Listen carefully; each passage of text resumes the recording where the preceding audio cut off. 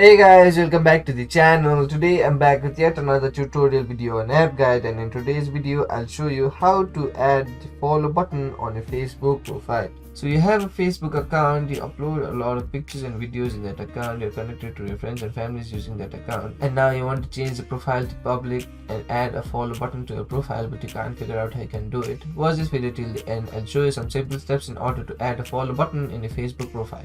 You can do this from your computer and your mobile application both. So I'll show you the steps from the web browser, and you can follow the same steps in your mobile application as well to do this process. So the first thing you want to do is open your browser and go to facebook.com.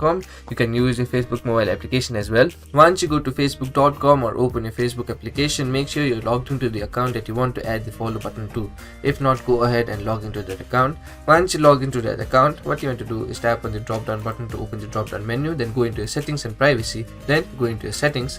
Once you go into your settings, what you want to do is go into your privacy settings. Now in privacy settings, what you want to do is scroll down and find how people find and contact you. So from the how people find and contact you section, you'll see an option labeled as who can send your friend request. You can change this everyone to friends of friends. So to do that, what you want to do is tap on the edit button, then from this drop down menu select friends of friends. Once you select friends of friends, close this. Now what you want to do is go into your public post settings.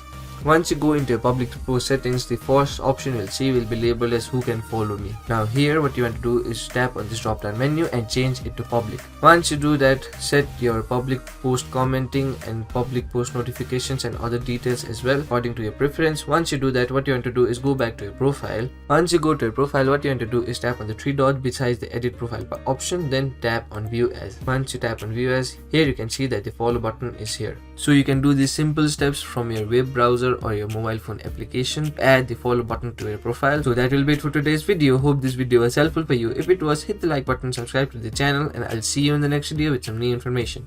Goodbye.